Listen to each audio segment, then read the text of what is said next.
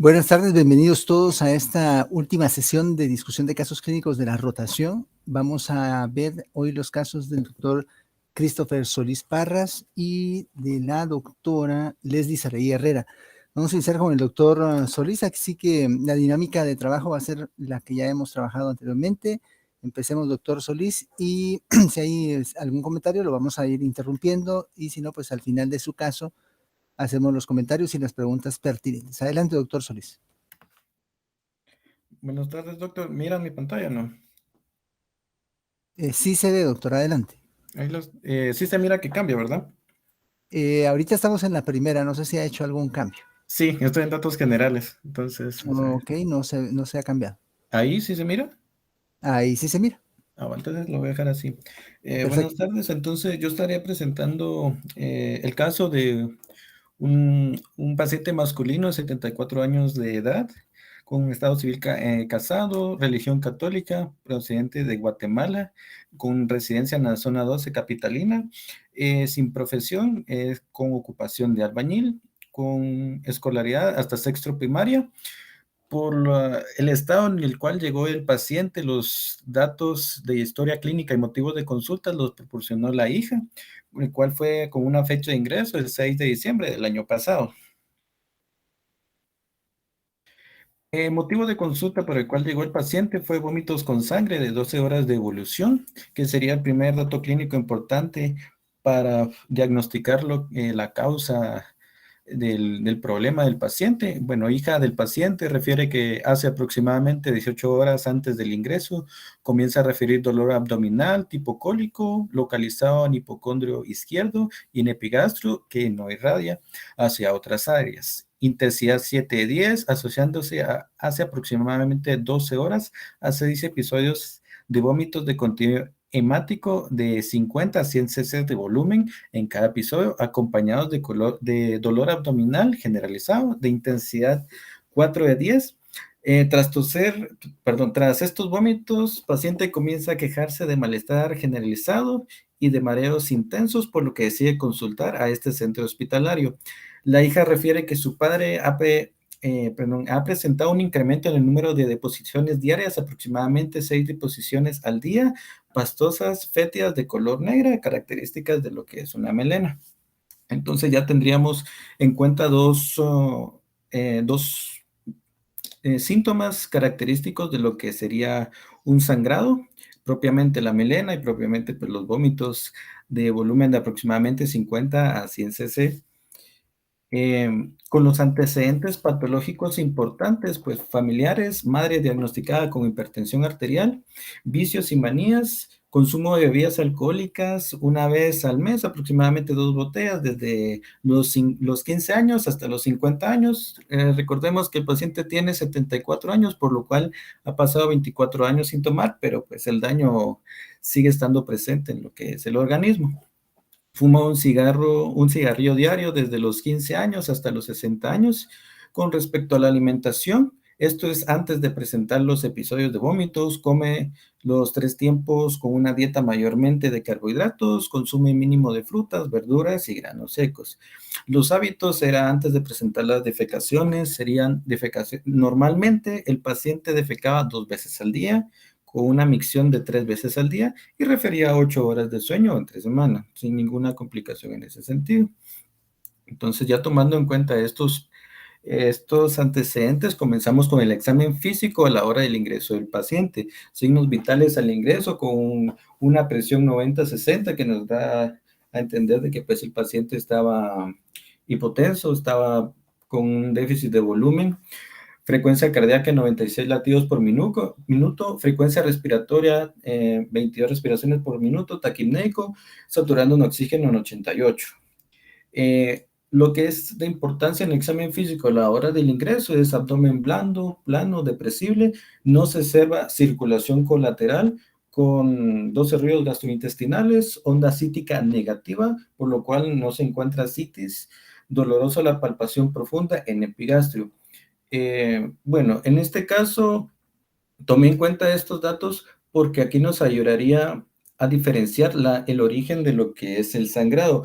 Mayormente, la causa sería, la principal causa de sangrados que estaba investigando yo en el hospital sería por varices esofágicas, y las varices esofágicas son secundarias a hipertensión portal, y la hipertensión portal es secundaria a una cirrosis. En este caso, los datos clínicos, paciente no presentaba ictericia, paciente no presentaba dolor en el cuadrante superior derecho, paciente no presentaba lo que era circulación colateral, por lo cual nos deja como una segunda causa.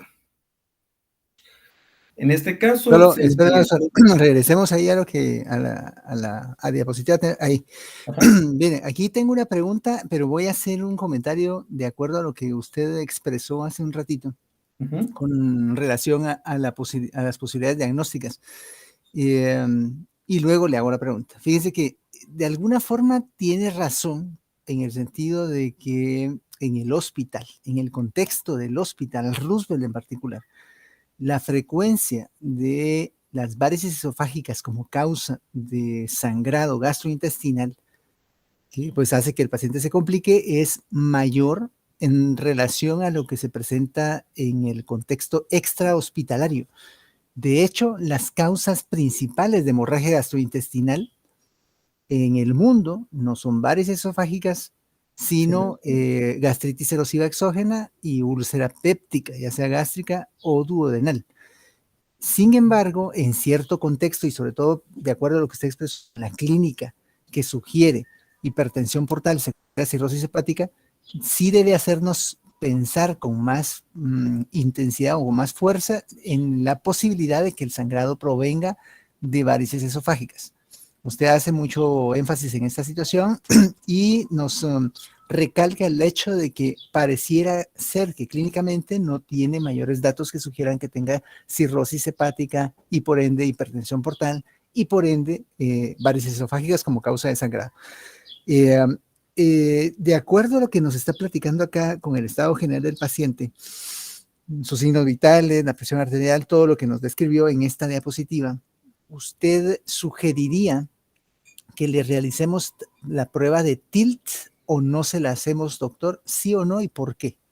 No se la haría por el hecho pues de que ya clínicamente ya mi paciente ya se encuentra pues en hipotenso, y yo al realizarle lo que es la maniobra de TIL, que sería pues, donde se mira un desnivel en el cambio de los milímetros de mercurio, pues un baja de presión, si no estoy mal es de 20 milímetros de mercurio cuando está acostado, es la variación. Entonces lo que provocaría ahí es de que pues se hipotense más el paciente, si no estoy mal, doctor. Pues tiene razón, doctor, lo felicito. Realmente esa es la respuesta correcta. Si ustedes ven que un paciente ya tiene presión limítrofe, como este paciente tiene 90-60, es un varón de 72 años. Para un varón de 72 años, habitualmente 90-60 no es la presión normal. Ya 90-60 está en el límite inferior normal. Y además está, pues, ya taquicárdico, tiene 96 latidos por minuto. Y está saturando mal, lo está saturando 88%. O sea, ese paciente ya está inestable. No es indispensable que tengan que realizar la prueba de TILT para saber que ese paciente ha sangrado por lo menos un 20% de su volumen circulante total. Y como bien dice el doctor Solís, si ustedes le hacen la prueba de TILT, lo que pueden inducir es un estado de hipotensión sostenida y severa, del cual pues va a ser difícil que el paciente salga o lo van a complicar porque se va a entrar en shock. Entonces, muy bien, doctor, esa es la respuesta correcta. Sigamos con su caso, doctor. Bueno, tal vez algo que también se me olvidó mencionar aquí, que al ingreso, pues como a todos los pacientes, se realizó una hematología para ver el nivel de hemoglobina, pero bueno, lo que son gases arteriales también, en el cual el paciente pues presentó 4.3 de hemoglobina. Entonces, bueno, más adelante voy a hablar lo que es los tratamientos y el manejo en esta ocasión. Adelante, doctor. Lo que es la lista de problemas en este momento, estaríamos con hemorragia gastrointestinal superior. El diagnóstico lo tenemos porque al paciente se le realizó una endoscopía. Estaba consultando, y una de las principales características, bueno, no características, los principales criterios para realizar una endoscopía propiamente en el hospital sería lo que es melena, bueno, antecedentes de melena, antecedentes de bueno, en este paciente no tenía cirrosis, pero como se intuye que es una hemorragia gastrointestinal superior, se tiene que buscar la causa del lugar en el cual está sangrándose para pues poder atenderlo. Entonces, por eso es el hecho de que aquí tenemos la localización, que es por causa de una úlcera en tercio medio esofágico, que sería la segunda causa propiamente registrada en el hospital, en las estadísticas que yo logré encontrar. El otro diagnóstico que se le realizó, ya que al paciente se le realizó pues una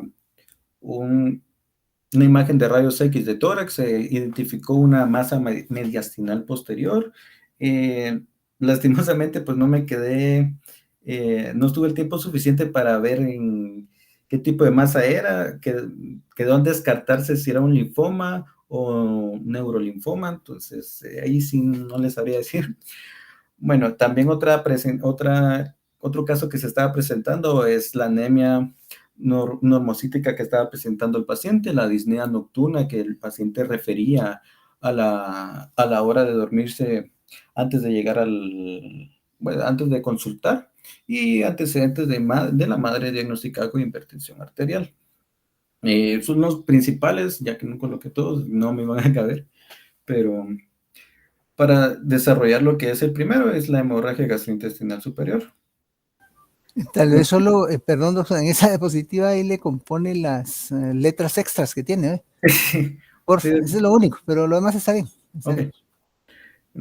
Con respecto al análisis y discusión, entonces tendríamos como diagnóstico diferencial una úlcera péptica. Secundario serían las varices esofágicas, que sería una de las causas principales por las cuales se presenta sangrado gastrointestinal superior. Y el otro que estaba investigando, que sería una de las causas frecuentes, sería el síndrome de Mayory-Weight, perdón si no lo pronuncio bien, que si no mal recuerdo es cuando los pacientes, bueno, vomitan o tosen con mucha fuerza y esto daña la mucosa del esófago provocando lo que son vómitos también, que sería otra causa de hemorragia. Con los análisis que tenemos en estos momentos, el diagnóstico más probable es una hemorragia gastrointestinal superior, tomando en consideración las características de la hematemesis y la melena presentadas, y podemos referir que la hemorragia se encuentra por encima del ángulo duodeno-yeyunal, ya que al estar en contacto con los ácidos gástricos, perdón, eh, la sangre se oxida, no estoy mal, doctor, provocando ese cambio de coloración en las heces, volviéndolas negras. No, sí está correcto, doctor, está bien. Ajá, igualmente a la hora de la expulsión de los vómitos se encuentra en contacto con el ácido gástrico, que pues, no es mucho tiempo lo que se necesita para pues oxidarlo, lo cual los pacientes refieren el vómito en chinga de café, una característica cuando proviene del sistema digestivo y no del respiratorio. Además de las características y la localización del dolor, la pauta que el origen se encuentra en la región del tercio medio del esófago, y apoyado por lo que es el estudio endoscópico. En conclusiones, en este caso, para el manejo inicial, pues sería vía aérea, respiración y circulación adecuada. Tendríamos que, pues, priorizar la estabilidad de los pacientes. En este caso, recordemos de que el paciente, pues, llegó con una hemoglobina de 4.8, con una presión 90-60, por lo cual el paciente tendría que estar con tratamiento, ya sea con reposición de líquidos, reposición de células, también apoyando lo que es la vía aérea, tomando en consideración la saturación del paciente que estaba en 88, transfusiones sanguíneas, como había comentado. La intervención es endoscopía digestiva alta, realización de terapia endoscópica según los hallazgos encontrados, ya que en algunas ocasiones, cuando son varices esofágicas, se hace ligamento, pero en estos procedimientos, si no estoy mal, es con protectores gástricos. Usted me corregirá, doctor. Estaba leyendo de que normalmente los protectores gástricos cuando llegan a estos pacientes son intravenosos en dosis de 80 ¿qué? Miligramos, ¿no, doctor? 80 miligramos de pantoprazol o de omeprazol. O me Y pasó. tiene razón, sí se deben utilizar por vía intravenosa cada 12 horas. La idea es reducir la acidez gástrica del paciente para que eso permita acelerar el proceso de recuperación o de cicatrización de la úlcera que está sangrando. Ahí lo que menciona en relación a la terapia endoscópica, según los hallazgos, es, bueno, como usted bien dice, un paciente que tiene varices esofágicas, lo que hay que hacer es hacerle ligaduras de esas varices, o sea, lo que se hace es amarrarlas para que no vayan a sangrar. Ujú. Anteriormente lo que se hacía era escleroterapia, entonces le aplicaban en la varice un agente esclerosante, pero la frecuencia de complicaciones era relativamente alta porque los pacientes hacían, pues, como era una quemadura básicamente, lo que tenían con cierta frecuencia era perforación esofágica con mediastinitis o algún otro tipo de complicación, constricción, si ya había muchas sesiones de escleroterapia en un periodo muy corto de tiempo, el esófago empezaba como a esclerosarse, se fibrosaba. La ligadura vino a reemplazar ese tipo de intervención y cuando uno decide hacer ligadura, pues obviamente empieza por las que considera que tienen más riesgo de sangrado, que son las ligaduras grandes con que están obstruyendo el paso del flujo del alimento hacia el estómago, las que están más friables. No, no se trata de que en una sola sesión se liguen todas las varices, se escogen las que tienen más riesgo de sangrado y se deja para sesiones posteriores de revisión las ligaduras de las otras varices que haya que ligar. Y es más, si el paciente ya está estable de hecho, ya en el momento la post-intervención, los pacientes con varices esofágicas como causa de sangrado tienen que recibir un beta bloqueador. Me imagino que va a platicar de eso más adelante. Si por otro lado es una úlcera lo que tiene el paciente, lo que hay que hacer es darle dosis altas de un inhibidor de bomba de protones para corregir o reducir la acidez gástrica, es decir, para que el pH, en vez de ser ácido, se vuelva alcalino y eso favorezca, o más neutro, y eso favorezca la cicatrización más acelerada.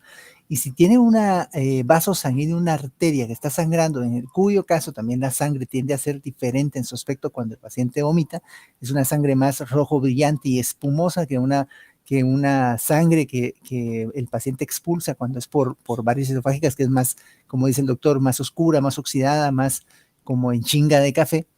Entonces, si fuera ese el caso, que fuera una arteria que está sangrando activamente, lo que se coloca es terlipresina como agente inductor de vasoconstricción. Y eso se hace directamente en el área donde está el vaso sanguíneo sangrando para inhibir o reducir pues el hecho de que siga sangrando. Sigamos, doctor. Bueno, tal vez como otra recomendación sería también son los exámenes para Helicobacter pylori, ya que el Helicobacter pylori se asocia mucho a lo que son las úlceras pépticas. En este caso, el examen que se le realizó al paciente resultó negativo, por lo cual tendríamos que tomar en consideración otra de las causas por las cuales se presentan, que sería el consumo de AINES, tomando en consideración que aquí en Guatemala pues nos duele algo y lo primero que hacemos es tomar una pastilla para el dolor y abusamos de eso. Recordemos de que entonces lo que son las AINES intervienen con la secreción de bicarbonato del estómago, lo cual es un protector, y al disminuirse este protector en el estómago, se encuentra en más contacto con el ácido, provocando lo que son la formación de las úlceras.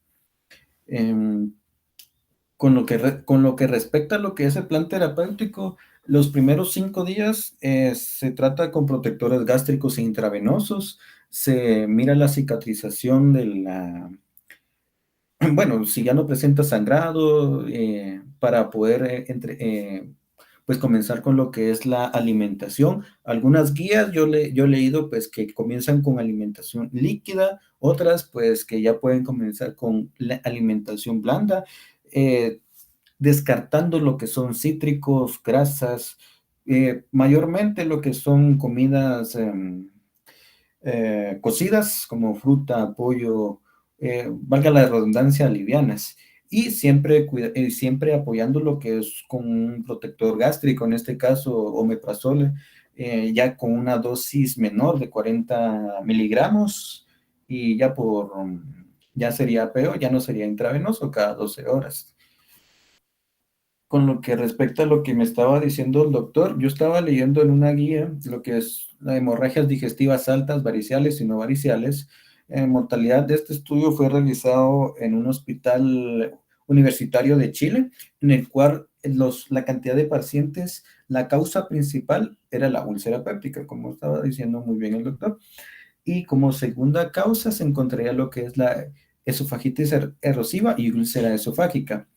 Ahora, pues, como que estamos en contexto de Guatemala, eh, el- los residentes del área de gastronomía fueron muy amables al proporcionarme una estadística que fue del año pasado de causas de HGIS registradas por ellos.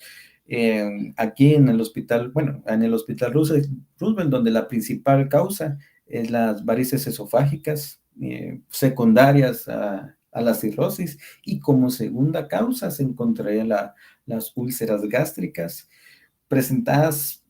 Bueno, no hay mucha diferencia entre lo que es hombres y mujeres, pero varía, pero me, me gustó poner esto por el hecho de que se contrasta mucho las causas principales aquí en Guatemala, no sé si estarían toda Guatemala, pero propiamente en el hospital, a lo que es la que se presenta pues en alrededor del mundo, que son otras causas.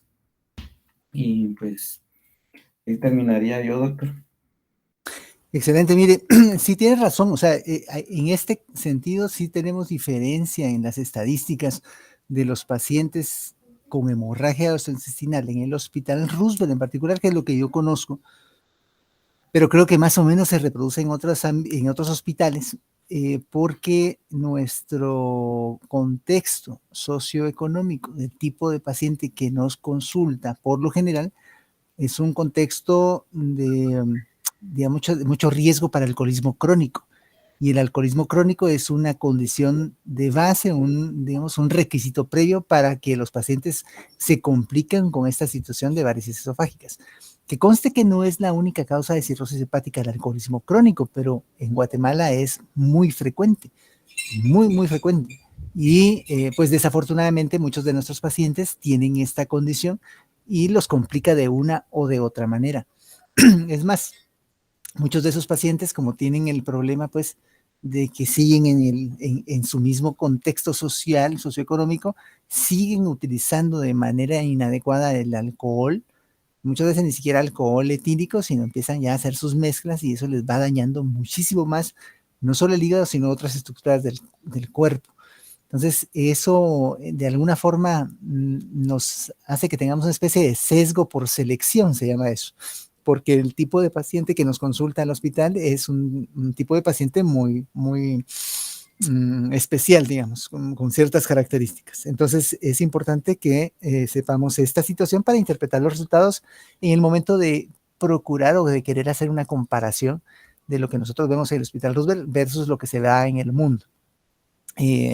Pero tiene razón, las principales causas son las que están plasmadas ahí y estuvo bien que las pusiera. Yo quiero en particular felicitarlo, doctor Solís, me gustó cómo presentó su caso, estuvo muy bien, muy concreto, muy, muy práctico, muy claro en lo que tenía que decir, me pareció excelente la presentación y solamente quiero preguntarle algo en relación a lo que nos comentaba con relación a lo de la posibilidad del Helicobacter pylori en un paciente que se está estudiando por hemorragia. Tiene toda la razón en el sentido de que obligatoriamente tenemos que ver que el paciente no tenga Helicobacter pylori, porque es un factor de riesgo no solo para úlceras, sino para gastritis crónica también y eventualmente para sangrado, como se puede presentar en estos casos, sobre todo cuando el paciente no tiene varices esofágicas como causas de sangrado, sino más bien es una úlcera o una gastritis erosiva.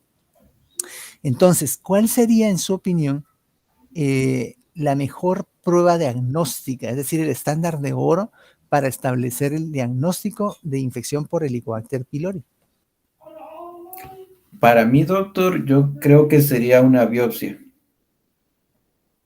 Está correcto, doctor, está correcto. El estándar de oro, si alguna vez se los preguntan, el estándar de oro para diagnóstico de infección por Helicobacter pylori es la presencia del microorganismo en una tinción de una biopsia tomada del estómago o del duodeno. En todo caso, si hay una úlcera ahí, se puede tomar también y se puede en algunos casos demostrar el Helicobacter pylori. Entonces, la biopsia es el estándar de oro. Hay otras pruebas diagnósticas que podemos utilizar como, digamos, un recurso de seguimiento. La más práctica en cuanto a utilidad clínica y sensibilidad y especificidad para el seguimiento crónico es la utilización del antígeno de Helicobacter pylori en heces. Antígeno de Helicobacter pylori en heces, no determinación de anticuerpos séricos para Helicobacter pylori. ¿Por qué? Si alguien tuvo alguna vez infección por Helicobacter, es muy probable que esa infección induzca la presencia de anticuerpos, primero IgM y luego IgG, pero por lo general esos IgG quedan positivos muchísimos años, prácticamente de por vida. Entonces, demostrar que alguien tiene anticuerpos IgG positivos o elevados contra el Helicobacter pylori no significa necesariamente que tengan infección aguda en ese momento, significa que alguna vez la tuvieron. Lo que me ayuda a ver si está ahorita con la infección o si sigue después de un esquema de tratamiento adecuado para este tipo de condición del Helicobacter pylori es volver a medirle, pero antígeno del Helicobacter pylori en heces. Esto porque es más barato, es más práctico, es menos invasivo que obviamente estar volviendo a repetir endoscopía solo para confirmar que sí se erradicó la bacteria. Sin embargo, en algunos casos también muy seleccionados, el gastroenterólogo podría definir que es más conveniente ir y volver a revisar, sobre todo cuando había alguna sospecha de alguna lesión, digamos, que sugiriera que podía ser maligna o algo. Entonces, ahí ya depende de la opinión del gastroenterólogo, pero por lo general, para seguimiento de la respuesta que tengamos a un esquema de tratamiento contra el Helicobacter pylori, podemos utilizar como recurso la determinación de antígeno del Helicobacter pylori en heces. Si el paciente ya se alivió, no tiene síntomas, no tiene molestias, ya tuvo su curso de tratamiento adecuado y le medimos si está negativo, lo más seguro es que efectivamente se haya erradicado la bacteria.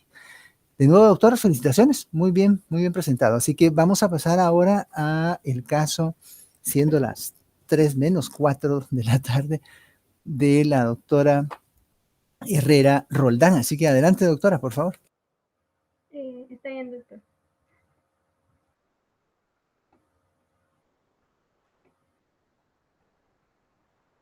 No sé si logran ver mi presentación. Sí, la vemos, doctora. Está bien. Buenas tardes a todos. Mi nombre es Leslie Herrera y el día de hoy voy a compartir con ustedes un caso clínico de medicina interna del servicio E1. Entonces, para comenzar, ¿verdad?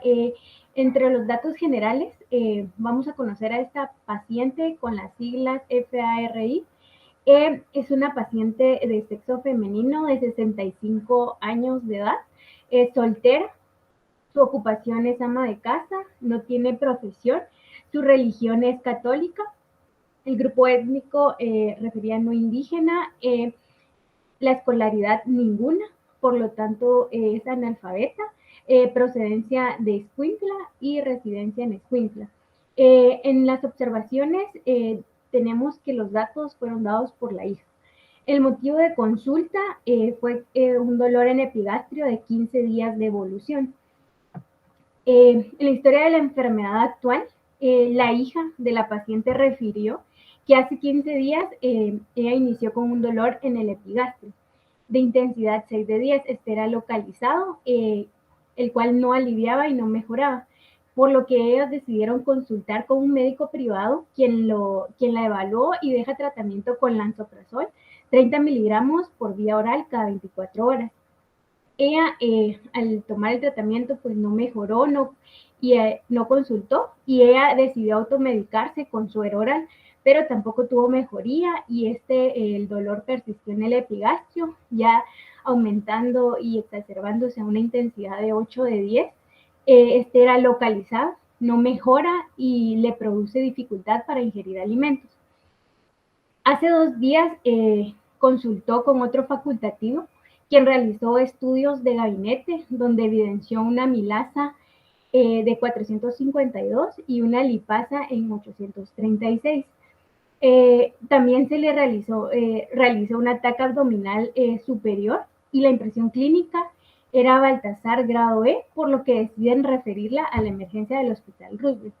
Esta era la historia que estaba en la ficha azul, ¿verdad? Pero yo pude indagar un poco más y la paciente me refirió que ella fue al hospital de Escuintla, en donde solo le realizaron los estudios y le dijeron que no podían manejarla, por lo que decidieron pues referirla pues al hospital Roosevelt. Entre los antecedentes tenemos familiares que el padre fue diagnosticado con cáncer de esófago, ella refería no recordar hace cuánto tiempo.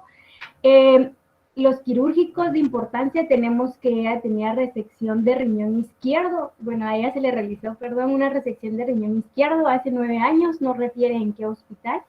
Traumáticos, ella una fractura de mano izquierda por caída de su propia altura hace 20 años, no recuerda en qué hospital fue atendido. Entre los antecedentes no patológicos o personales, tenemos que ella fue vacunada contra COVID en una primera dosis de Sputnik el 19 de agosto, de septiembre, del 2021. La alimentación, ella se alimenta 4 veces al día, dieta no balanceada, con predominio de carbohidratos. Entre los hábitos tenía que orinar 10 veces al día y defecaba 3 veces al día. Su menarquía fue a los 15 años de edad, su última menstruación hace 20 años. En las gestas tenía 4, partos 4 y hijos vivos 4. Entre los riesgos tenemos que su inicio de vida sexual fue a los 18 años, sus parejas fueron 2 parejas y no refiere haber tenido enfermedad de transmisión sexual, ni tatuajes, ni ninguna transfusión. Y entre el perfil social, pues la paciente refirió que vivía en una casa propia con 2 cuartos y un baño, paredes de bloc, techo de lámina y piso de torta de cemento, cuenta con todos los servicios básicos y comparte su vivienda con 4 personas con quienes tiene buena relación y es cuidada por su hija, quien la apoya económicamente. En cuanto al examen físico de ingreso, ella en la inspección general, la paciente en regulares condiciones generales, lucía agudamente enferma, estaba orientada en tiempo, espacio y persona. Tenía una fascia dolorosa, quejumbrosa y una palidez generalizada. En la orofaringe, una mucosa oral seca. En el tórax teníamos tórax simétrico, agitación pulmonar, no estertores ni sibilancias audibles, corazón rítmico y sin soplos. En el abdomen, pues se presentaba globoso con abundante tejido celular subcutáneo, distensión abdominal, un abdomen superior endurecido, doloroso a la palpación superficial y profunda en la región epigástrica, y aquí pues ya nos da un dato que se irradiaba en mi cinturón hacia los hipocondrios derecho e izquierdo. En las extremidades tenemos que las extremidades superiores a la inspección se observaban edematosis. En cuanto al examen físico, ella tenía una temperatura de 37.20 que fue tomada axilar, una presión arterial de 130/70, una frecuencia respiratoria de 20 por minuto, una frecuencia cardíaca de 105 por minuto, una saturación de oxígeno del 94%, el peso de ella era aproximadamente 75 kilogramos y su talla de 1.60 metros, lo que hacía un índice de masa corporal de 29.29, clasificándola como sobrepeso. En las escalas de ingreso, fue el día 1 de diciembre que ella ingresó, tenía estas escalas, ¿verdad? Que más adelante voy a hablar, de Ranson tenía 1 punto y la de Visa tenía 0, pero esta escala luego cambió el 10 de diciembre a Visa 1 punto. En la impresión clínica de ingreso, pues tenía un dolor abdominal no quirúrgico y se trataba, lo habían clasificado como una pancreatitis aguda. Y querían descartar una colección pancreática, hipertrigliceridemia, hipercalcemia, o que fuera por colelitiasis, ¿verdad? La causa de esta. También, como segundo problema, una anemia normocítica normocrómica y un trastorno hidroelectrolítico, con una hiponatremia hiposmolar eubolémica. En sus laboratorios de ingreso, vemos que tenía... perdón por la foto, quise ponerla mejor, pero glóbulos blancos totales teníamos 16,000.56, lo cual pues nos dice que presentaba una leucocitosis y esto puede ser, ¿verdad?, secundaria a la inflamación pancreática. Vemos el hematocrito que estaba en 34.60. También, y respecto a la química, que vemos aquí lo importante, que es la lipasa, que está en 217.7 y la milasa en 245. También tenemos las bilirrubinas totales de 0.71 y la directa 0.45 y la indirecta en 0.26. Con lo cual, ¿verdad? Aquí con la lipasa, como sabemos, ¿verdad? Es la principal, es como lo que da, perdón, la lipasa es la más sensible y la específica. Y esta, pues ya nos dice, ¿verdad? Que la paciente, pues sí presenta un cuadro clínico de pancreatitis porque está elevada 3 veces mayor, ¿verdad? También tenemos la milasa, que está elevada, pero esta muchas veces se eleva también por otro tipo de etiologías. Entonces, lo que nos presenta aquí el 217.7, pues es lo que nos está dando, ¿verdad? El diagnóstico de pancreatitis aguda, aparte de la clínica, ¿verdad? Que también en el examen físico, donde ella presentaba un dolor en epigastrio que se irradiaba en el cinturón hacia la espalda, ¿verdad? Ya tenemos dos signos clínicos y más adelante vamos a seguir continuando con las imágenes. Entonces, esto, como vemos, es la impresión clínica de ingreso de ella, a pesar, ¿verdad?, de que en la historia clínica ella comentaba que ya venía, ¿verdad?, referida del hospital de Escuintla, porque pues ahí también presentó una elevación de lipasa y amilasa, y aparte de eso le hicieron una tomografía, ¿verdad?, en donde evidenciaba que tenía un Baltasar E, ¿verdad? Pero aquí pues decidieron seguir tratándola como una pancreatitis aguda, ¿verdad?, a descartar alguna colección pancreática. Entonces aquí empezamos con la lista de problemas, que pues es una pancreatitis aguda, que se quiere descartar una colección pancreática y se quiere descartar la causa, ¿verdad? Si es una hipertrigliceridemia, o por hipercalcemia o por una colelitiasis. En el segundo, ¿verdad?, problema tenemos una anemia normocítica normocrómica, y en el tercero un trastorno hidroelectrolítico por una hiponatremia hiposmolar euvolémica.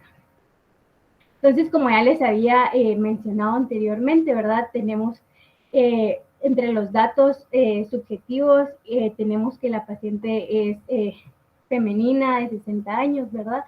Y entre los objetivos tenemos los dolores, ¿verdad? El dolor en epigastrio que se irradiaba en el cinturón hacia la espalda, ¿verdad? El hecho de que en la historia clínica ya nos decían que el momento de ingerir alimentos ya no era tan fácil para ella porque era un dolor, se exacerbaba el dolor.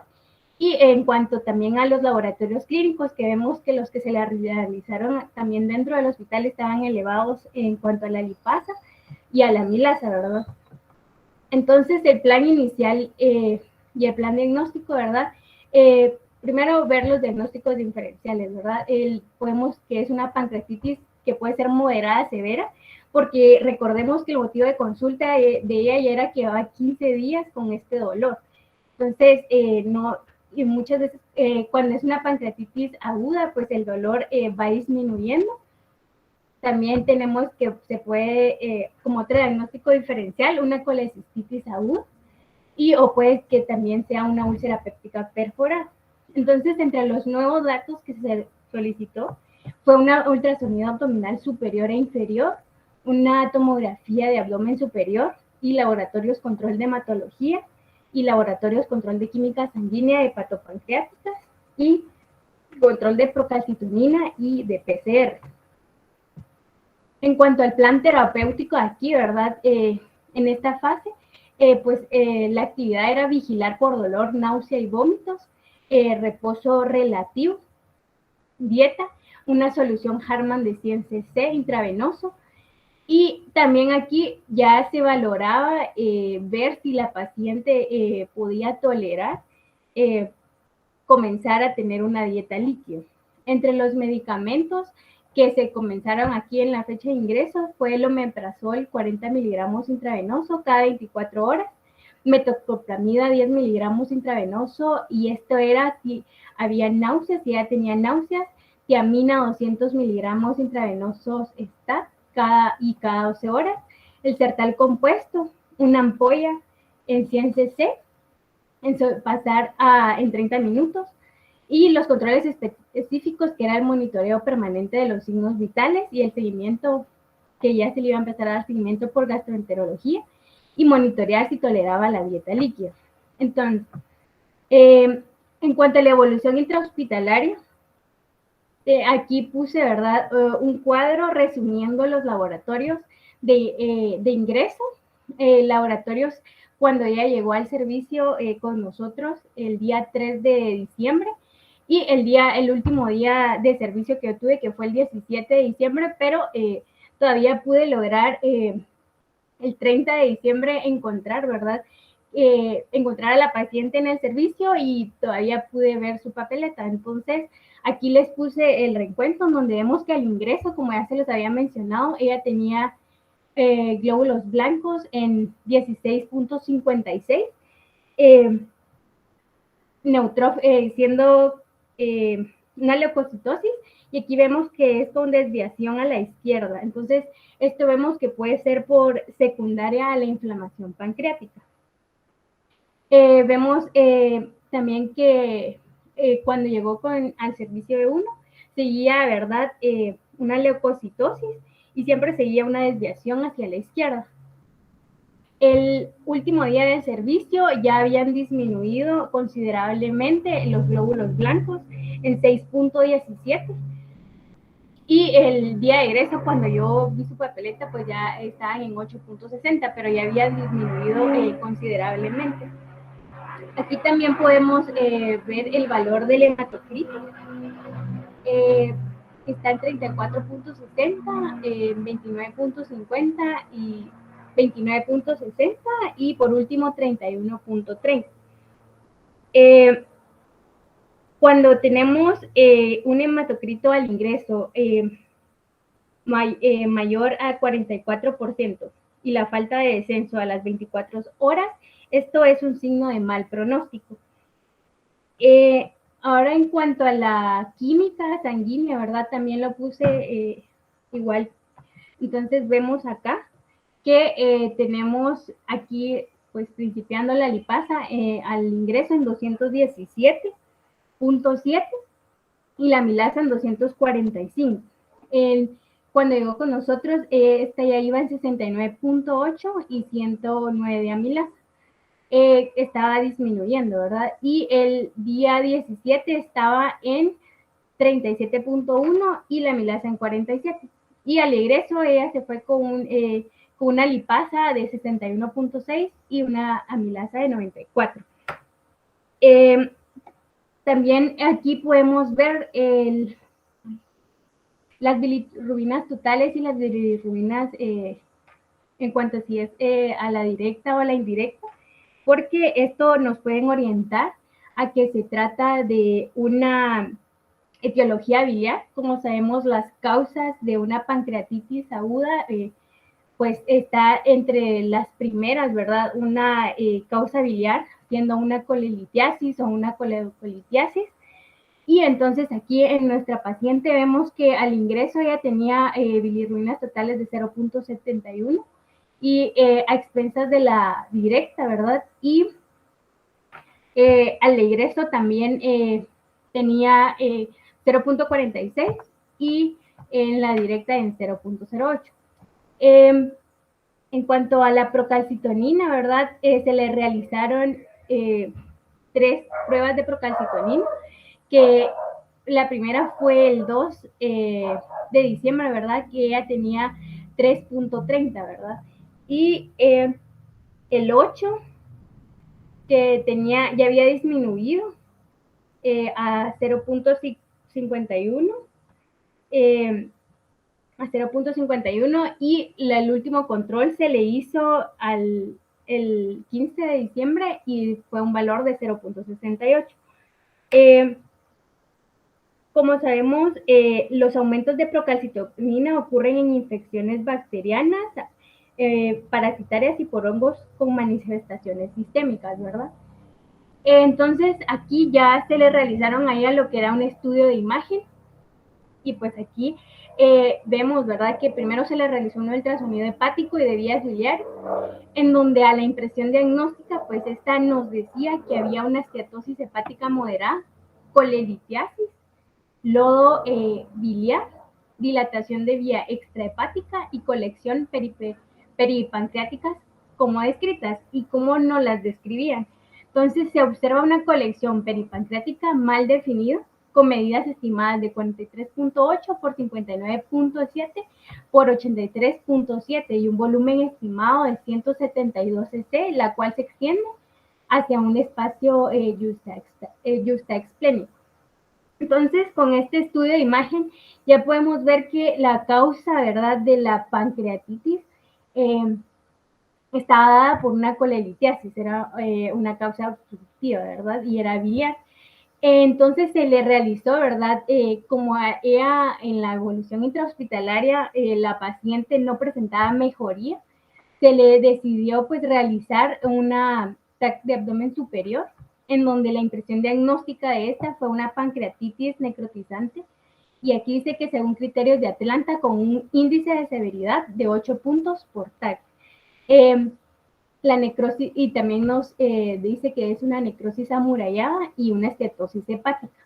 Entonces, vemos aquí pues ya nuestro diagnóstico cambia y vemos que aquí nos describieron que el páncreas se encontraba aumentado de tamaño, con realce a nivel del cuerpo y de la cola, con áreas de necrosis a nivel de la cabeza del páncreas. Esto asociado a colección con gas en su interior, de paredes bien definidas en proyección de cabeza y cuerpo, con medidas de 48 por 55 por 26 milímetros, con volumen de 42 cc, en relación necrosis amurallada, que se extiende al espacio pararrenal izquierdo con medidas de 65 por 45 por 35 milímetros, con un volumen de 53 cc, asociado a una importante excreción de la grasa peripancreática y líquido acítico a nivel de la cavidad abdominal pélvica. Hallazgos en conjunto en relación pancreatitis necrotizante y según criterios de Atlanta con un índice de severidad por tomografía de 8 puntos. Entonces vemos aquí que el diagnóstico final cambió totalmente, entonces ya no se trataba solamente de una pancreatitis aguda, sino esta ya había pasado a la fase de pancreatitis necrotizante y esta con criterio de Atlanta con índice de severidad 8 por TAC. Como segundo problema tenemos una necrosis amurallada. Como tercer problema, una esteatosis hepática moderada, una anemia normocítica normocrómica. Aquí ya tenemos la colelitiasis como problema 5 y el lodo biliar. Entonces, entre los datos subjetivos y en los datos objetivos, como ya les había hablado antes, ¿verdad? Ya tenemos aquí pruebas de imágenes diagnósticas, las cuales pues nos dieron este nuevo dato de diagnóstico final. Entonces, el análisis es verdad que la causa probable, ¿verdad?, de esta pancreatitis es una colelitiasis. Entonces, en cuanto al plan inicial, entonces tenemos los nuevos datos que siempre son laboratorios control de hematología, laboratorios control de química sanguínea hepatopancreáticas y aquí, ¿verdad? Aquí ya con ayuda, ya se habló con el departamento de gastroenterología, quien ellos decidieron, ¿verdad?, realizar un drenaje percutáneo guiado por TAC peripancreático, ¿verdad?, para poder drenar las colecciones. Y esto se hizo el 13 de diciembre, en donde también se llevó a cultivo de secreción estas colecciones, ¿verdad?, al departamento de microbiología. El plan terapéutico ya en esta etapa, ¿verdad?, de la pancreatitis necrotizante es vigilar por dolor, náusea y vómitos, ¿verdad? Aquí ya la paciente comenzó, ¿verdad?, con náuseas y vómitos que aproximadamente mientras yo estuve ahí eran de 3 veces al día. Aquí se intentó ya comenzar como la pauta para empezarle a dar dieta, ¿verdad? Porque ella llevaba más de 20 días sin ingerir ningún alimento. Entonces, se optó primero, ¿verdad?, por poner una sonda nasogástrica y poder, por medio del parte del Departamento de Nutrición, una fórmula especial, pero la paciente pues no toleraba la sonda nasogástrica, por lo cual pues ella misma se la quitó. Entonces empezó a valorar darle la dieta líquida, esperando pues que ella pudiera tener, que sí pudiera ingerir, la verdad. Entonces se comenzó con ella con dieta líquida y empezó a tolerar la dieta blanda el 24 de diciembre. Entre los medicamentos que pues tenemos los mismos, el omeprazol 40 miligramos, la metoclopramida, la tiamina 20 miligramos y el Sertal compuesto que para el dolor, ¿verdad? Pero aquí yo ya lo puse acá, pero más adelante se los voy a explicar. Ya se comenzaba a dar imipenem, 1 gramo intravenoso cada 8 horas. Entonces, entre los controles específicos era cuantificar el drenaje. Aquí el primer día que ella tuvo el drenaje, ella llenó, ¿verdad?, una bolsa de 500 cc. Este era un líquido color verde, ¿verdad? Y tenía un olor fétido. Entre la interconsulta, también esto lo voy a explicar más adelante, pero lo quise poner acá, a hospital de día para que se pudiera tratar la colelitiasis, ¿verdad? Solo, va muy bien, o sea, el caso lo está presentando muy bien, o sea, no lo he interrumpido porque la verdad es que está muy completo, muy didáctico, muy ordenado todo lo que lo está presentando. Solo tengo una duda que no es la pregunta que le voy a hacer así para su puntero, sino ¿por qué le estaban poniendo tiamina? Porque, espérame, la tiamina,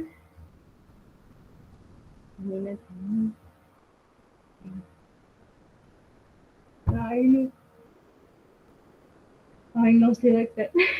Mire, yo casi, como también tengo mucho, ¿cómo decirlo? Muchos años de saber cómo se indican las órdenes de ingreso en un paciente en el hospital. Hay algunos medicamentos que los dejan como que fuera, no sé, pues receta de cocina, o sea, los dejan ahí de cajón. Yo no le veo mayor indicación a esta paciente para ponerle tiamina, a menos que me indicaran que clínicamente sospecharan que tuviera algún grado de deficiencia o porque pensaran que alguna de las terapéuticas que iban a utilizar pudieran tener un riesgo un poquito más alto de tener algún grado de neurotoxicidad, por ejemplo. Se me ocurre el tema del antibiótico, el imipenem, por ejemplo, que le estaban poniendo. Pues de repente me podrían decir, mi doctor, es que pensamos como tiene anemia y esto, pues tal vez, o sea, ahí se lo aceptaría, pero no, la verdad es que no le encuentro una indicación precisa para usar tiamina. Y el otro es pues consejo, no va a ser crítica, es un consejo que le voy a dar. Cuando presenten sus casos, procuren no utilizar los nombres comerciales de los medicamentos que van a usar. Porque si usted se da cuenta aquí, por ejemplo, el omeprazol es genérico, metoclopramida genérico, tiamina genérica, imipenem genérico. O sea, usted no puso ahí, por imipenem no puso Tianem, por ejemplo, o sea, no le puso el nombre comercial. Omeprazol no le puso, no sé, cualquiera, omegésico, alguna cosa así. Ni metoclopramida no le puso cloprim, o sea, pero si se da cuenta, la penetración que ha logrado el Sertal compuesto en la mente de los médicos ya graduados y en formación ha sido muy, muy profunda. Si le pregunto qué contiene el Sertal compuesto, no estoy seguro de que me pueda responder, ¿no? Pero entonces, ¿se recuerda qué tiene, no? Solo sé que es clorhidrato, no. ¿Verdad que no sabe Sí. bien?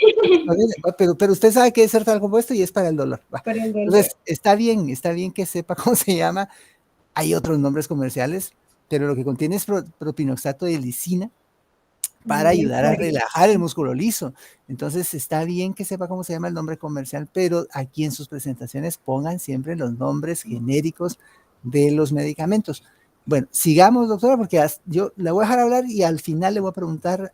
Tengo 2 preguntas ya aquí formuladas y usted va a escoger cuál quiere. Ahí le voy a explicar. Siga, doctora. Bien, doctor.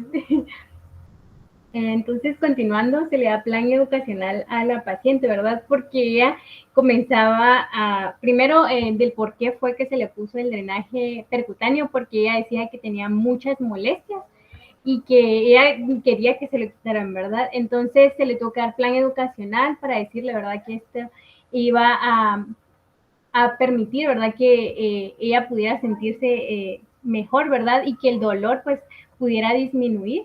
Y entonces, en cuanto al drenaje percutáneo guiado por tomografía, ¿verdad?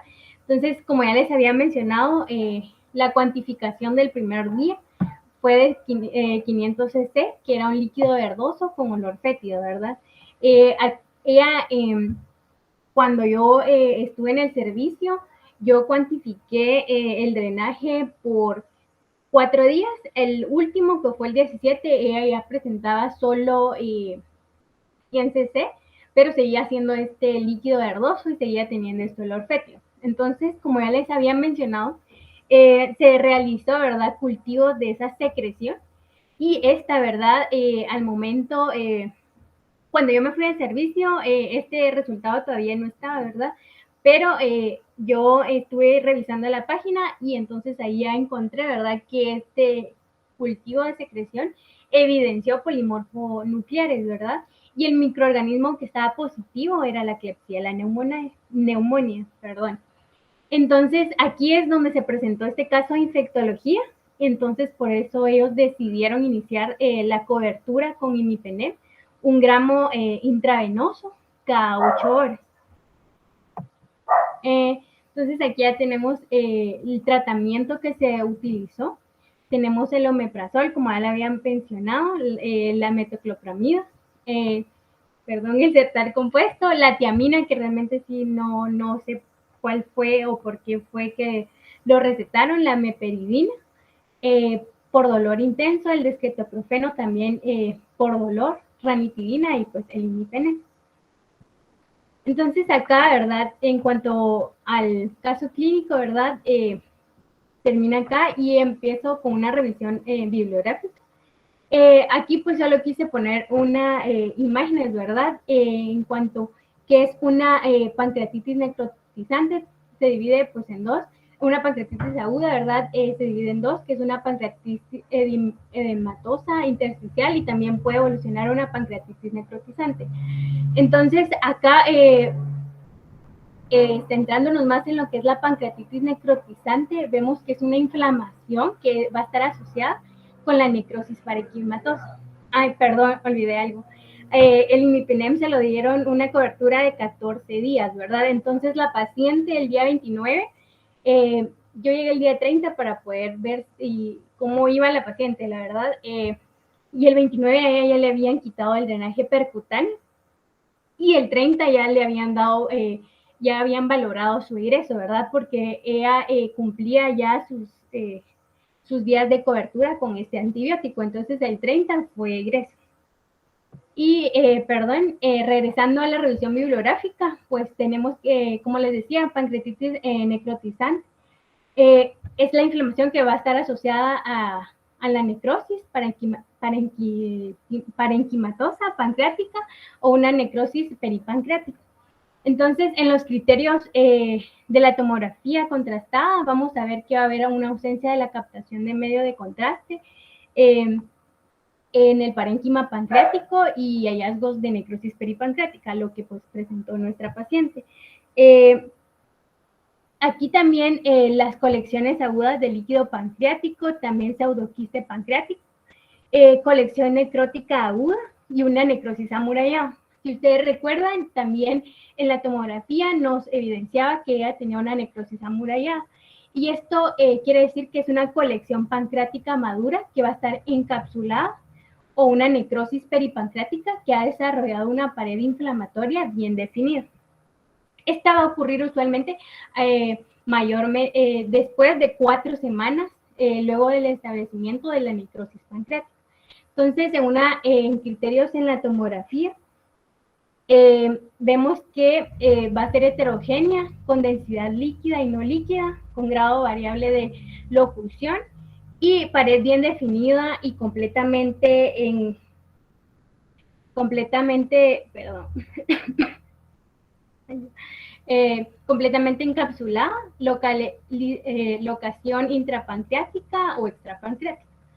Y aquí hay una imagen que la verdad no se mira tan bien, pero donde resume todo, ¿verdad? Una pancreatitis aguda del 50 al 85% va a ser una pancreatitis intersticial. Esto va a ser por una falla orgánica transitoria, pueden haber colecciones líquidas agudas y va a tener una mortalidad menor al 2%. Esto va a tener una resolución de colección líquida o pseudoquiste y va a tener una resolución, ¿verdad? El 15 al 20% de las pancreatitis agudas pueden ser pancreatitis necrotizantes. Las primeras 2 semanas va a ser por una falla orgánica transitoria, pancreatitis aguda moderada severa y la mortalidad va a ser menor al 5%. Aquí, entonces, las primeras 2 semanas también puede haber una falla orgánica persistente. Aquí ya se habla de una pancreatitis aguda severa y aquí va a haber una mortalidad del 15 al 20%, siendo el 70% una necrosis estéril que va a tener una mortalidad del 10% y esta puede ser una pancreatitis necrotizante encapsulada y el 30% una necrosis infectada por una pancreatitis aguda crítica y va a tener una mortalidad del 30%. Aquí es una pancreatitis necrotizante también encapsulada.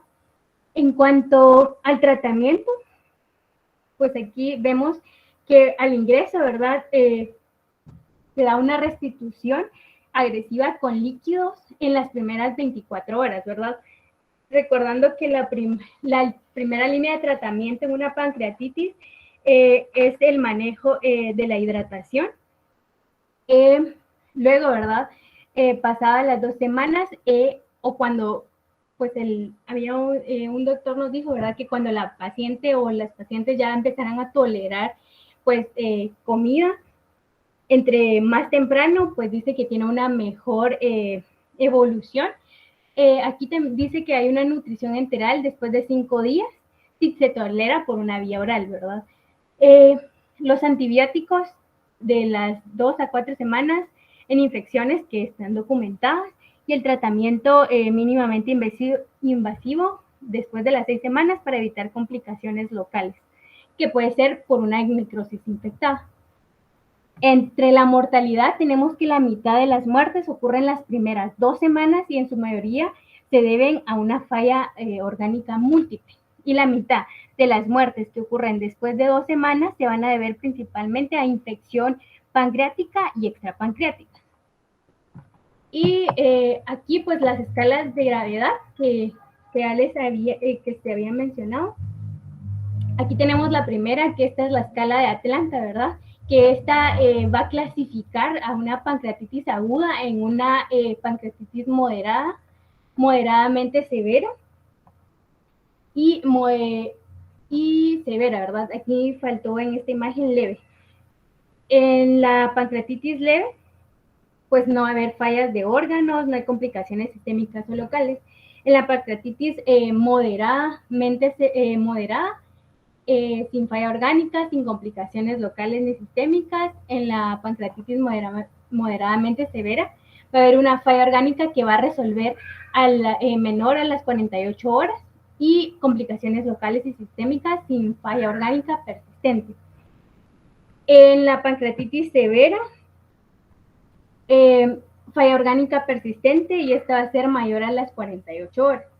Aquí también los criterios de Atlanta, que falla orgánica con mayor a uno de los siguientes, que va a ser el shock, que puede que sea una presión arterial sistólica menor o igual al 90, la insuficiencia respiratoria menor a 60, una falla renal con una creatinina mayor a 2 miligramos decilitros, una hemorragia digestiva con un volumen de 500 mililitros en 24 horas y mayor a 3 criterios de Ranson, y pues más adelante les voy a hablar de eso, y la necrosis primaria en tomografía abdominal. Aquí tenemos la escala de BISAP, que utiliza 5 criterios, que es un boom mayor a 25 miligramos alteración de la conciencia y presencia de criterios sistémicos, la edad mayor a 60 años y la presencia de derrame pleural en radiografía de tórax.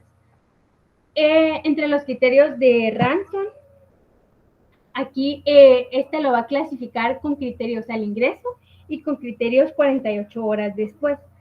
Entonces tenemos que en la pancreatitis biliar la clasifica como biliar y no biliar. Al ingreso tenemos de una edad mayor a 70 años, leucocitosis con mayores a 18,000, glucosa mayor a 220. LDH mayor a 400. Las 48 horas después de la hospitalización va a haber una caída de hematocrito mayor a 10 puntos, un aumento de nitrógeno, calcio sérica que va a ser menor a 8, un déficit de la base mayor a 5 y un déficit de volumen mayor a 4 litros. En la pancreatitis no biliar, pues una edad mayor a 55, una leucocitosis de 16,000, glucosa mayor a 200, LDH mayor a 350.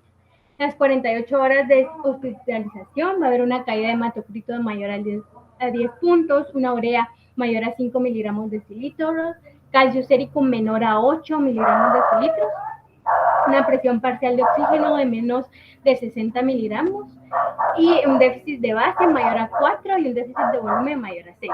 Y pues este es la escala de Apache.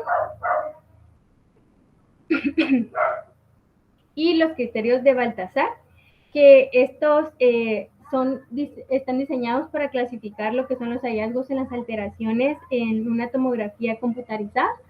Y si ustedes recuerdan, al ingreso de la paciente en la historia de la enfermedad actual, ella venía con una tomografía que se había hecho por fuera, donde la clasificaba como criterios de Baltasar, donde decía pues que ya tenía 2 o más colecciones o gas retroperitoneal. Y pues nada más, y estas son mis referencias. Muchas gracias.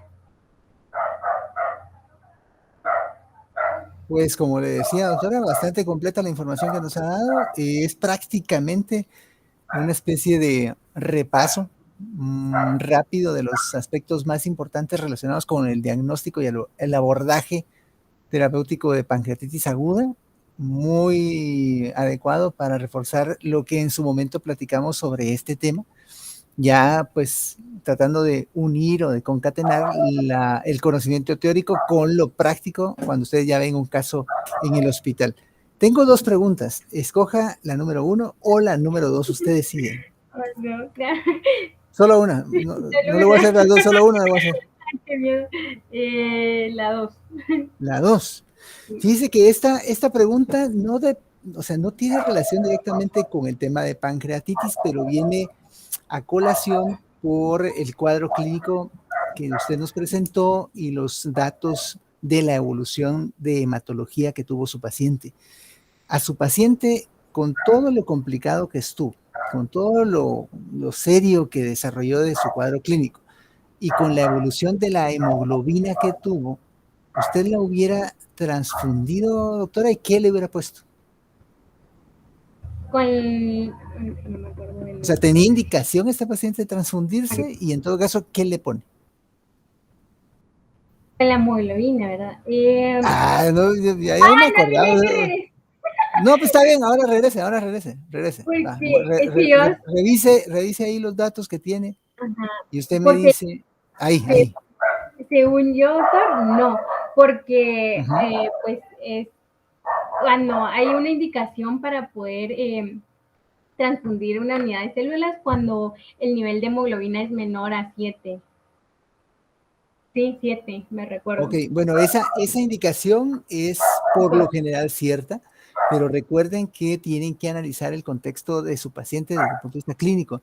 Si la paciente es ya una paciente de cierta edad, ya esta paciente tiene 65 años, o sea, está pues en la edad de adulto mayor, 1. Segundo, aunque no refiere tener antecedentes cardiovasculares, ya solo por la edad eso lo pone en un contexto de riesgo más alto. Tiene una condición inflamatoria bastante severa, muy complicada, con una pancreatitis Baltasar y con datos también de respuesta inflamatoria sistémica. Y eventualmente esa paciente pues probablemente requiera un manejo quirúrgico. Yo pienso que en el momento inicial, el 1 de diciembre que ingresó, ahí probablemente todavía no le hubiera pedido yo células empacadas, que es lo que hay que ponerle. Pero fíjese, solo entre el 1 y el 3 de diciembre bajó 2 gramos de hemoglobina, un poquito más de 2 gramos de hemoglobina. Entonces, es una pérdida significativa de volumen, bueno, de hemoglobina. Y después, yo pienso que la transfundieron. ¿No la transfundieron nunca? No, doctor, en el tiempo que estuve no la transfundimos. Pero usted ya no estuvo el 17. El 17 no, Ni el yo 20. fui a revisar papeleta. No, el 17 fue mi último día ahí con él. Ajá. Y en esos días no. Fui a revisar papeletas y tampoco, doctor, no había No encontró que le habían transfundido. nada. Va. Pero aquí, en ese punto, aquí el 3 de diciembre, en lo que se definía cuál iba a ser su evolución, probablemente yo sí hubiera indicado al menos ponerle una unidad de células empacadas. Pero está bien, doctora. Yo también a usted le felicito. De hecho, aprovecho la oportunidad y felicito a todo el grupo. Podría decirse en general que han presentado bastante bien. Pienso que los objetivos de esta actividad se han cumplido. Obviamente reconozco que nos hubiese gustado, y eso lo hemos platicado ampliamente con los otros docentes, nos hubiese gustado poder estar ahí con ustedes presencialmente y a revisar los pacientes y todo, pero la verdad es que el contexto en el cual desarrollamos nuestro trabajo académico docente durante todo el año 2020 y 2021 fue muy complejo. Ustedes lo vivieron. Nosotros pues hicimos, créanme, nuestro mejor esfuerzo para que ustedes lograran, digamos, adquirir el mayor conocimiento posible. Procuramos también desde nuestra perspectiva motivarlos a leer, a estudiar. Créannos que aunque ahorita termina la rotación, si podemos más adelante ayudarles a orientarlos, si tienen alguna duda y pues piensan que podemos ayudar en ese proceso de formación, pues siéntanse en la confianza de contactarnos, pues estamos a la orden, doctores, doctoras. Yo los quiero felicitar y los quiero exhortar a que sigan siempre dando lo mejor de sí. Ya el día de hoy prácticamente terminamos nuestras sesiones de casos clínicos. Mañana tenemos todavía una clase con el doctor Velázquez sobre el electrocardiograma. El día viernes es el examen final y pues prácticamente estamos terminando. Por favor, estén muy atentos a la entrega de las hojas de notas, si hubiera algún pendiente, las notas de los servicios. Por favor, que no haya ningún retraso en esta situación para que la secretaria pueda tener a tiempo el consolidado de notas y las hagamos llegar a evaluación. Así que pues mucho ánimo, adelante doctores y doctoras, los felicito y a seguir adelante, cuídense mucho. Gracias, doctor. Muchas gracias. Gracias, doctor. Sí, sí, sí.